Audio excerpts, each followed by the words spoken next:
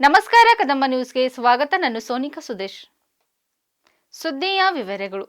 ವಿಶೇಷ ಯೋಜನೆಯಡಿ 10 ಕೋಟಿ ರೂಪಾಯಿ ಅನುದಾನವನ್ನು ಮೀಸಲಿಟ್ಟು ಭಾಲ್ಕಿ ನಗರದ ವಾರ್ಡ್ ಸಂಖ್ಯೆ 1 ರಿಂದ 27 ರವರೆಗೆ ಕಾಂಕ್ರೀಟ್ ರಸ್ತೆ, ಸಿಸಿ ರಸ್ತೆ ಹಾಗೂ ಚರಂಡಿ ನಿರ್ಮಾಣ ಕಾಮಗಾರಿಗಳಿಗೆ ಇಂದು ಜಿಲ್ಲಾ ಉಸ್ತುವಾರಿ ಸಚಿವ ಈಶ್ವರ್ ಖಂಡ್ರೆ ಅವರು ಭೂಮಿ ಪೂಜೆ ನೆರವೇರಿಸಿ ಅಧಿಕೃತವಾಗಿ ಚಾಲನೆ ನೀಡಿದರು. ಈ ಸಂದರ್ಭದಲ್ಲಿ ಮಾತನಾಡಿದ ಸಚಿವರು, ಈಗಾಗಲೇ ಭಾಲ್ಕಿ ನಗರದಲ್ಲಿ ಅನೇಕ ಮಹತ್ವದ ಅಭಿವೃದ್ಧಿ ಕಾರ್ಯಗಳು ಯಶಸ್ವಿಯಾಗಿ ಪೂರ್ಣಗೊಂಡಿದ್ದು, ನೂತನ ಸಾರ್ವಜನಿಕ ಆಸ್ಪತ್ರೆ, ಅತ್ಯಾಧುನಿಕ ಕ್ರೀಡಾಂಗಣ ನಿರ್ಮಾಣ, ನಗರ ಹಾಗೂ ಒಳವಲಯ ರಸ್ತೆಗಳ ಅಭಿವೃದ್ಧಿ, ಚರಂಡಿ ವ್ಯವಸ್ಥೆಯ ಸುಧಾರಣೆ ಸೇರಿದಂತೆ ಹಲವು ಯೋಜನೆಗಳು ಪ್ರಗತಿಯಲ್ಲಿವೆ ಎಂದು ಹೇಳಿದರು. ಭಾಲ್ಕಿ ನಗರವನ್ನು ಸಮಗ್ರ ಅಭಿವೃದ್ಧಿಯ ಮಾದರಿಯಾಗಿ ನಗರವನ್ನಾಗಿ ರೂಪಿಸುವುದು ದೃಢ ಸಂಕಲ್ಪವಾಗಿದ್ದು, ಮೂಲಭೂತ ಸೌಕರ್ಯಗಳ ಅಭಿವೃದ್ಧಿಗೆ ಯಾವುದೇ ಕೊರತೆ ಬಿಡಲಾಗುವುದಿಲ್ಲ ಎಂದು ಭರವಸೆ ನೀಡಿದರು. ಮತ್ತೆ ನಾನು ಶಾಸಕನಾದ ಮೇಲೆ 2008ರಲ್ಲಿ ಆಯಿತು. ಈ ಭಾಲ್ಕಿ ಪಟ್ಟಣ ಯಾವ ರೀತಿಯಲ್ಲಿ ಅಭಿವೃದ್ಧಿ ಆಗಿದೆ ನಿಮ್ ಕಣ್ಣೆದುರುಗಡೆ ಇದೆ. ಹಿಂದೆ ನಿಮ್ಗೆ ಶಾಶ್ವತ ಕುಡಿಯುವಂತ ನೀರಿರಲಿಲ್ಲ, ರಸ್ತೆ ಇರಲಿಲ್ಲ, ಚರಂಡಿ ಇರಲಿಲ್ಲ, ಬೀದಿ ದೀಪ ಉದ್ಯಾನವನ, ಬಡವರಿಗೆ ಮನೆ, ಇಂತ ಅನೇಕ ಸಮಸ್ಯೆಗಳಿದ್ದು ಎಲ್ಲಾ ಕಡೆ ಕಸ ವಿಲೇವಾರಿನೂ ಆಗ್ತಾ ಇರಲಿಲ್ಲ. ಪ್ರಥಮ ಆದ್ಯತೆಯಲ್ಲಿ ಪ್ರತಿಯೊಬ್ಬರಿಗೂ ಕುಡಿಯ ನೀರು ಸಿಗಬೇಕು ಅಂತ ಹೇಳಿ ಸುಮಾರು 140 ಕೋಟಿ ರೂಪಾಯಿ ವೆಚ್ಚ ಮಾಡಿ, ಹಿಂದೆ ನಾನು ಪೌರಾಣಿಕ ಸಚಿವನಾಗಿದ್ದಾಗ ಭಾಲ್ಕಿಯ ಸುಮಾರು 40,000 ಜನಸಂಖ್ಯೆಗೆ ಪ್ರತಿಯೊಂದು ಮನೆಗೆ ಇವತ್ತು ನೀರಿನ ಸಂಪರ್ಕವನ್ನು ಕೊಟ್ಟು ಕಾರಂಜಾ ಜಲಾಶಯದಿಂದ ಶುದ್ಧೀಕರಣ ಮಾಡಿ ನಿಮ್ಮೆಲ್ಲರಿಗೆ ನೀರು ಕೊಡುವಂತ ವ್ಯವಸ್ಥೆ ನಾನು ಮಾಡಿದ್ದೇನೆ. ಇಲ್ಲಾಂದ್ರೆ ನಮ್ಮ ಸಹೋದರರೆಲ್ಲರೂ ಕೊಡ ತಗೊಂಡು ಆ ಕಡೆ ಈ ಕಡೆ ಓಡಾಡೋದು ನೀವೆಲ್ಲ ನೋಡಿದ್ದೇವೆ. ನೀರಿಲ್ಲ ಅಂದ್ರೆ ಮನೆಯಲ್ಲಿ ಎಲ್ಲ ನಿಮ್ಮ ಮೇಲೆ ಜವಾಬ್ದಾರಿ ಹಾಕೋರು. ಬೆಳಗ್ಗೆ ಬಂದ ತಕ್ಷಣ ನೀರು ಬೇಕು ಅಂತ ಯಾರಾದ್ರೂ ಮಹಿಳೆಯರು ಹೊರಗಡೆ ಬರ್ತಾರೆ ಅಂದ್ರೆ ಬರೀ ನೀರಿಗಾಗಿ ಮಾತ್ರ ಬರ್ತಾರೆ. ಅಂತ ಒಂದು ಪ್ರಸಂಗ ಬರಬಾರದು ಅಂತ ಹೇಳಿ ಶಾಶ್ವತ ಪರಿಹಾರ ನಾನು ಮಾಡಿದ್ದೆ. ಹೊಸ ವರ್ಷ 2026 ದೇಶದಾದ್ಯಂತ ಸಂಭ್ರಮದಿಂದ ಸ್ವಾಗತಿಸಲಾಗಿದೆ. ಬೆಂಗಳೂರಿನ ಎಂಜಿ ರಸ್ತೆ, ಬ್ರಿಗೇಡ್ ರಸ್ತೆ, ಕೋರಮಂಗಲದಲ್ಲಿ ಸಂಭ್ರಮಾಚರಣೆ ನಡೆದಿದ್ದು, ಯುವಜನತೆ ಕೇಕ್ ಕತ್ತರಿಸಿ ಹೊಸ ವರ್ಷವನ್ನು ಸ್ವಾಗತಿಸಿದರು. ಈ ಮಧ್ಯೆ ಬೆಂಗಳೂರಿನ ಚರ್ಚ್ ಸ್ಟ್ರೀಟ್ನಲ್ಲಿ ಅಹಿತಕರ ಘಟನೆಯೊಂದು ನಡೆದಿದೆ. ಕುಡಿದ ಮತ್ತಿನಲ್ಲಿ ಓರ್ವ ವ್ಯಕ್ತಿ ಮಹಿಳಾ ಪೊಲೀಸರೊಂದಿಗೆ ಅನುಚಿತವಾಗಿ ವರ್ತಿಸಿರುವಂತಹ ಘಟನೆ ನಡೆದಿದೆ. ಸದ್ಯ ಆತನನ್ನು ಸಿಸಿಬಿ ಪೊಲೀಸರು ಬಂಧಿಸಿದ್ದಾರೆ. ದೆಹಲಿ, ಅಹಮದಾಬಾದ್, ಕೋಲ್ಕತ್ತಾ ಸೇರಿದಂತೆ ದೇಶದ ಹಲವು ಪ್ರಮುಖ ನಗರಗಳಲ್ಲಿ ಪಟಾಕಿ ಸಿಡಿಸಿ ಹೊಸ ವರ್ಷವನ್ನು ಸ್ವಾಗತಿಸಲಾಯಿತು. ಹೊಸ ವರ್ಷಾಚರಣೆ ಹಿನ್ನೆಲೆ ಯಾವುದೇ ಅಹಿತಕರ ಘಟನೆಗಳು ನಡೆಯದಂತೆ ತಡೆಯಲು ಬೆಂಗಳೂರು ಪೊಲೀಸರು ಅಗತ್ಯ ಭದ್ರತಾ ವ್ಯವಸ್ಥೆಗಳನ್ನು ಕೈಗೊಂಡಿದ್ದಾರೆ. ನಗರದಾದ್ಯಂತ 20,000ಕ್ಕೂ ಹೆಚ್ಚು ಪೊಲೀಸರನ್ನು ನಿಯೋಜಿಸಲಾಗಿದೆ. ಎಂಜಿ ರೋಡ್, ಬ್ರಿಗೇಡ್ ರೋಡ್ ಮತ್ತು ಚರ್ಚ್ ಸ್ಟ್ರೀಟ್ ಸೇರಿದಂತೆ ಜನಬಿಡದ ಪ್ರದೇಶಗಳಲ್ಲಿ 6,000ಕ್ಕೂ ಹೆಚ್ಚು ಸಿಬ್ಬಂದಿ ಕಣ್ಗಾವಲಿರಲಿದೆ.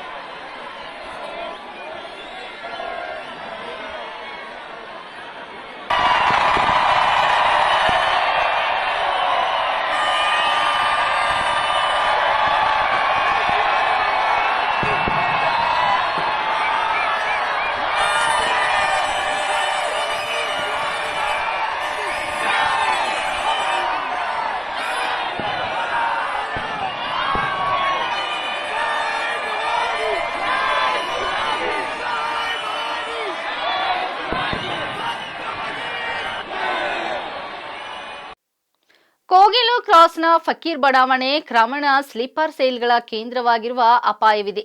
ಆದುದರಿಂದ ಅಕ್ರಮ ನಿವಾಸಗಳ ಪೌರತ್ವವನ್ನು ಸರ್ಕಾರ ಪರಿಶೀಲಿಸಬೇಕು. ಹೀಗಾಗಿ ಇದನ್ನು ಎನ್ಐಎ ತನಿಖೆಗೆ ನೀಡಬೇಕು ಎಂದು ಪ್ರತಿಪಕ್ಷ ನಾಯಕ ಆರ್ ಅಶೋಕ್ ಆಗ್ರಹಿಸಿದ್ದಾರೆ.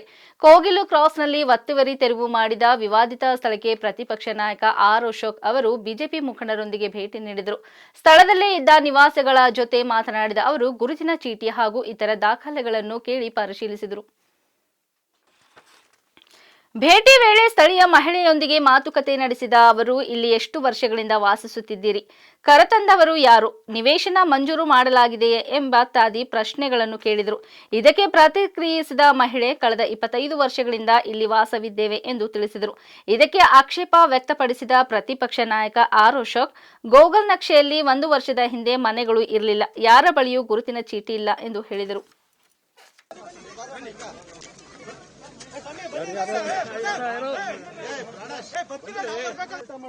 ಇಲ್ಲ ಸರ್, ಈ ಕಡೆ ಯಾವ ಕಡೆ ಹೋಗ್ಬೇಕಪ್ಪ?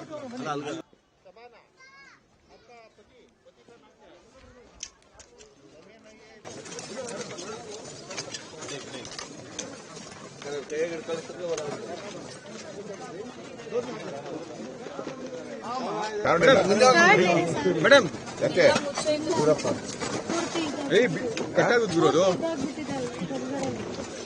ಕಾರ್ಡ್ ಇಲ್ಲ. ಎಲ್ಲಿ ನೀವು ಹುಟ್ಟಿದ್ದೆಲ್ಲಿ? ನೀನು ನಿಮ್ಮ ಅಪ್ಪ ಎಲ್ಲಿ ಹುಟ್ಟಿದ್ದು? हिंदी में बोलती हूँ, कन्नड़ नहीं आता। ಹುಟ್ಟೂರು ಅಂದ್ರೆ ಕನ್ನಡ ಬರ್ತದಲ್ಲಮ್ಮ. ಅಲ್ಲಿ ಬರುತ್ತೆ ಸರ್, ಒಂದೊಂದು ಸ್ವಲ್ಪ ಬರಲ್ಲ. ಖಾಲಿ ಐತೆ. 15 ವರ್ಷ ಎಲ್ಲಿಂದ ಬಂದು?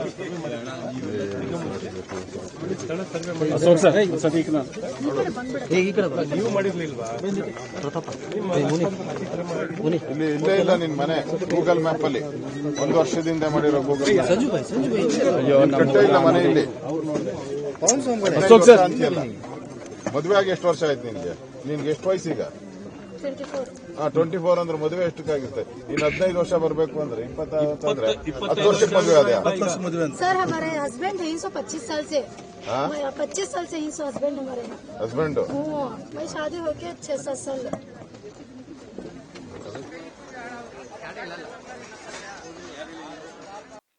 ಡಿಸೆಂಬರ್ 31ರಂದು ನಡೆದ ಮುಷ್ಕರದಲ್ಲಿ ಭಾಗವಹಿಸಿದ ಗಿಗ್ ಕಾರ್ಮಿಕರಿಗೆ ಕಂಪನಿಗಳು ಶಾಕ್ ನೀಡಿದ್ದು, ಕಾರ್ಮಿಕರ ಐಡಿಗಳನ್ನು ಬ್ಲಾಕ್ ಮಾಡಿವೆ ಎಂಬ ಆರೋಪಗಳು ಕೇಳಿಬಂದಿದೆ. ಕರ್ನಾಟಕ ಅಪ್ಲಿಕೇಶನ್ ಆಧಾರಿತ ಕಾರ್ಮಿಕರ ಒಕ್ಕೂಟದ ಭಾಗವಾಗಿರುವ ಬೆಂಗಳೂರಿನ 40,000ಕ್ಕೂ ಹೆಚ್ಚು ಗಿಗ್ ಕಾರ್ಮಿಕರು ಬುಧವಾರ ನಡೆದ ಮುಷ್ಕರದಲ್ಲಿ ಭಾಗವಹಿಸಿದರು ಎಂದು ಭಾರತೀಯ ಅಪ್ಲಿಕೇಶನ್ ಆಧಾರಿತ ಸಾರಿಗೆ ಕಾರ್ಮಿಕರ ಒಕ್ಕೂಟದ ಉಪಾಧ್ಯಕ್ಷ ಇನಾಯತ್ ಅಲಿ ಹೇಳಿದ್ದಾರೆ. ಉತ್ತಮ ವೇತನ ದರಗಳು ಮತ್ತು 10 ನಿಮಿಷದ ಡೆಲಿವರಿ ಆಯ್ಕೆಯನ್ನು ತೆಗೆದುಹಾಕುವಂತೆ ಮುಷ್ಕರ ನಡೆಸಲಾಗಿದೆ. ಈ ಆಯ್ಕೆ ಅಪಘಾತಗಳಿಗೆ ಹಾಗೂ ಸಂಚಾರ ನಿಯಮ ಉಲ್ಲಂಘನೆಗೆ ಕಾರಣವಾಗುತ್ತಿದೆ. ನಮ್ಮೊಂದಿಗೆ ಸಂಯೋಜಿತವಾಗಿರುವ ಕಾರ್ಮಿಕರಿಗೆ ಜನರೊಂದಿಗೆ ನೇರವಾಗಿ ಹೋಗಿ ಮಾತನಾಡುವಂತೆ ತಿಳಿಸಲಾಗಿದ್ದು, ಸಾಮಾಜಿಕ ಜಾಲತಾಣಗಳಲ್ಲಿಯೂ ತಮ್ಮ ಅಳಲು ತೋಡಿಕೊಳ್ಳುವಂತೆ ತಿಳಿಸಲಾಗಿತ್ತು. ಇದನ್ನು ಗಮನಿಸಿರುವ ಕಂಪನಿಗಳು ಕಾರ್ಮಿಕರನ್ನು ಗುರುತಿಸಿ ಸೂಚನೆ ಇಲ್ಲದೆ ಅವರ ಐಡಿಗಳನ್ನು ನಿರ್ಬಂಧಿಸಿವೆ. ಇದೇ ಜನವರಿ 1ರಂದು ವಿಶ್ವಕರ್ಮ ಅಮರ್ ಶಿಲ್ಪಿ ಜಕ್ಕಣಾಚಾರಿ ಸಂಶರಣ ದಿನಾಚರಣೆ, ಜನವರಿ 14ರಂದು ಶಿವಯೋಗಿ ಸಿದ್ದರಾಮೇಶ್ವರ ಜಯಂತಿ ಹಾಗೂ ಜನವರಿ 19ರಂದು ಮಹಾಯೋಗಿ ವೇಮನ ಜಯಂತಿ ಹಾಗೂ ಜನವರಿ 21ರಂದು ಅಂಬಿಗರ ಚೌಡೆಯ ಜಯಂತಿಗಳನ್ನು ಕಳೆದ ವರ್ಷದಂತೆ ಈ ವರ್ಷವೂ ಎಲ್ಲರೂ ಸೇರಿ ವಿಜೃಂಭಣೆಯಿಂದ ಆಚರಿಸೋಣ ಎಂದು ಬೀದರ್ ಅಪರ ಜಿಲ್ಲಾಧಿಕಾರಿಗಳಾದ ಶಿವಾನಂದ ಕರಾಳೆ ಹೇಳಿದರು. ಅವರು ಬೀದರ್ ಜಿಲ್ಲಾಧಿಕಾರಿಗಳ ಕಚೇರಿ ಸಭಾಂಗಣದಲ್ಲಿ ನಡೆದ ವಿಶ್ವಕರ್ಮ ಅಮರಶಿಲ್ಪಿ ಜಕ್ಕಣಾಚಾರಿ ಸಂಸ್ಮರಣ ದಿನಾಚರಣೆ, ಶಿವಯೋಗಿ ಸಿದ್ದರಾಮೇಶ್ವರ ಜಯಂತಿ, ಮಹಾಯೋಗಿ ವೇಮನ್ ಜಯಂತಿ ಹಾಗೂ ಅಂಬಿಗರ ಚೌಡಿಯ ಜಯಂತಿಗಳ ಪೂರ್ವಭಾವಿ ಸಭೆಯ ಅಧ್ಯಕ್ಷತೆ ವಹಿಸಿ ಮಾತನಾಡಿದರು. ಜಯಂತಿಗಳನ್ನು ಜಿಲ್ಲೆಯ ಸರ್ಕಾರಿ, ಅರೆ ಸರ್ಕಾರಿ, ಅನುದಾನಿತ, ಅನುದಾನ ರಹಿತ ಶಾಲಾ ಕಾಲೇಜುಗಳು, ನಿಗಮ ಮಂಡಳಿ ಮತ್ತು ಇತರೆ ಸರ್ಕಾರದ ಸ್ವಾಮ್ಯದ ಕಚೇರಿಗಳಲ್ಲಿ ಮಹನೀಯರ ಭಾವಚಿತ್ರಕ್ಕೆ ಪೂಜೆ ಸಲ್ಲಿಸುವ ಮೂಲಕ ಆಚರಿಸಲು ತೀರ್ಮಾನಿಸಲಾಯಿತು. ಈ ಸಭೆಯಲ್ಲಿ ಕನ್ನಡ ಮತ್ತು ಸಂಸ್ಕೃತಿ ಇಲಾಖೆಯ ಸಹಾಯಕ ನಿರ್ದೇಶಕರಾದ ಸಿದ್ದರಾಮ್ ಶಿಂದೆ ಸೇರಿದಂತೆ ಜಿಲ್ಲಾ ಮತ್ತು ತಾಲೂಕಾ ಮಟ್ಟದ ಅಧಿಕಾರಿಗಳು ಹಾಗೂ ಸಮಾಜದ ಮುಖಂಡರು ಉಪಸ್ಥಿತರಿದ್ದರು. ಇಲ್ಲಿವರೆಗೆ ಸುದ್ದಿ ಕೊಟ್ಟಿದ್ದು ನಾನು ಸೋನಿಕಾ ಸುದೇಶ್. ಮುಂದಿನ ಸುದ್ದಿಯೊಂದಿಗೆ ಮತ್ತೆ ಭೇಟಿಯಾಗೋಣ. ವಂದನೆಗಳು.